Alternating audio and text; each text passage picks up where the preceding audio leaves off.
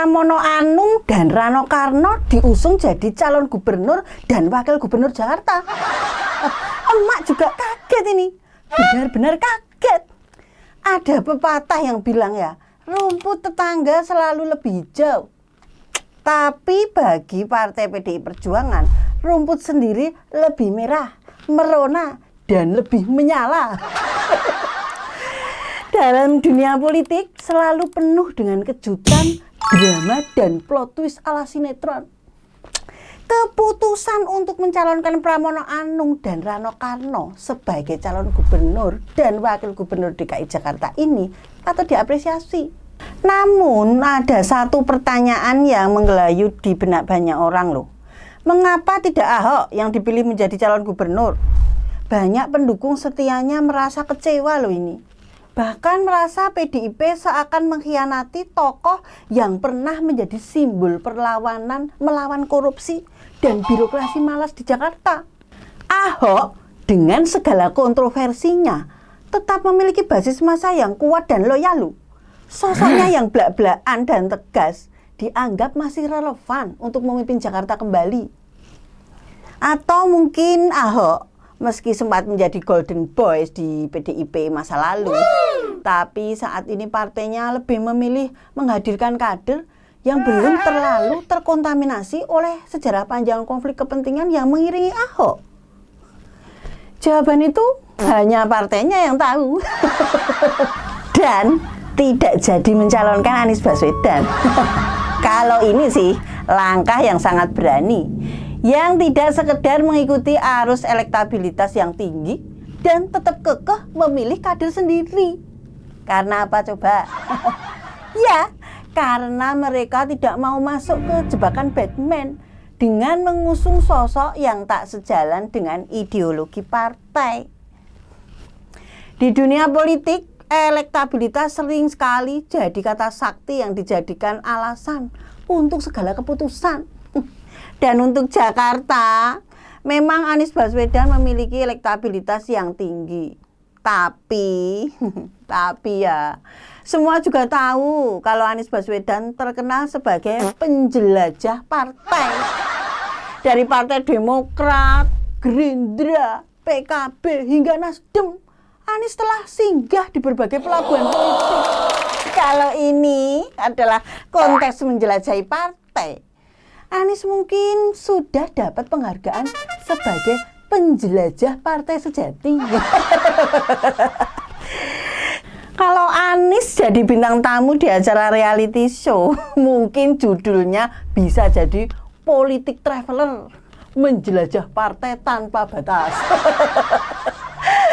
Oh iya, jangan lupa lo, sebelum dilanjut, like dan komennya ya. Karena like dan komen itu gratis loh.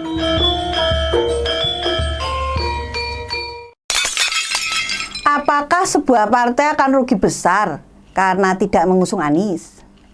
Bagi para pengamat yang gemar meramal seperti dukun dengan bola kristalnya, keputusan ini adalah jebakan. Ya, jebakan yang katanya bisa membawa kerugian besar. Tapi kalau kita berpikir lebih jauh, apa yang lebih penting? Kemenangan yang diraih dengan mengorbankan prinsip atau kekalahan terhormat bersama kader sendiri? Ayo.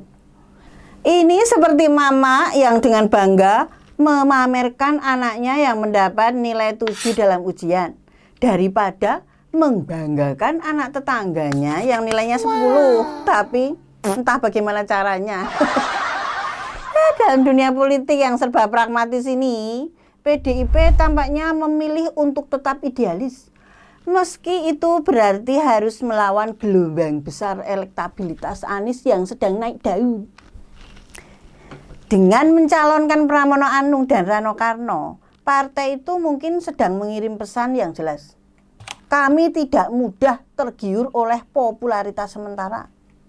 Rano Karno, siapa sih yang tidak kenal Sidul, yang pernah jadi idola sejuta umat dengan kisah kehidupan dan kisah cinta yang sederhana, membawa nostalgia dan harapan bagi pemilih Jakarta.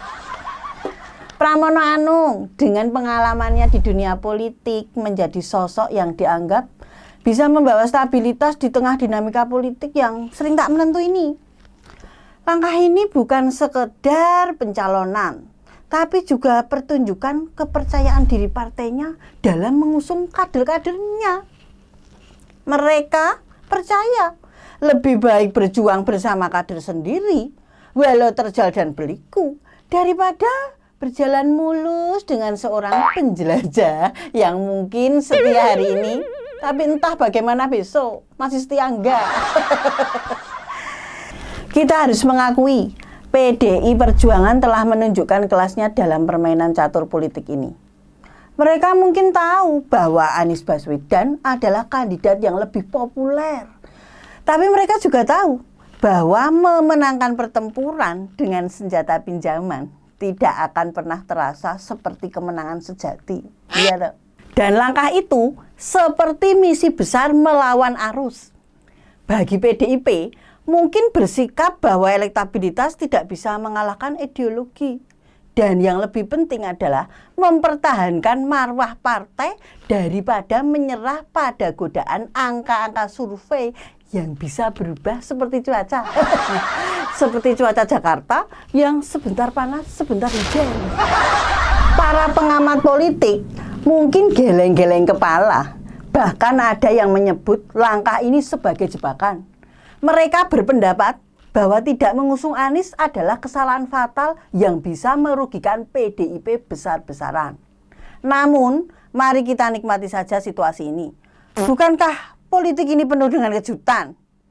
Satu hal yang perlu diingat adalah bahwa pilkada bukan hanya soal siapa yang paling populer, tapi juga soal siapa yang paling sesuai dengan visi dan misi partai.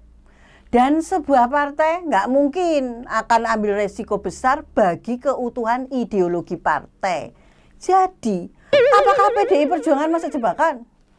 Mungkin bagi sebagian orang, iya. Tapi bagi mereka yang melihat di balik layar drama ini, partai ini sedang menulis naskahnya sendiri yang tidak perlu menyalin dari cerita sukses orang lain. Seperti sebuah pepatah tua yang mengatakan, rumahku adalah istanaku. PDI Perjuangan yakin bahwa kader mereka adalah pahlawan mereka. Dan untuk itulah mereka bertarung. Pada akhirnya, kemenangan yang diraih dengan jujur dan setia lebih berarti daripada sekedar mengalahkan lawan dengan strategi yang menjual prinsip. Mereka berani berbeda, berani mempertahankan prinsip, meski harus berhadapan dengan resiko. Dalam politik, ini adalah langkah yang jarang dan tentu saja layak mendapat apresiasi. Setidaknya dari segi komitmen terhadap nilai-nilai partai. Siapa tahu, pada akhirnya publik akan melihat bahwa ada nilai lebih dalam memilih yang setia daripada yang sekedar populer. Dan jika pun kalah, setidaknya kalah dengan kepala tegak, bukan dengan hati yang tertunduk pada jebakan elektabilitas semata.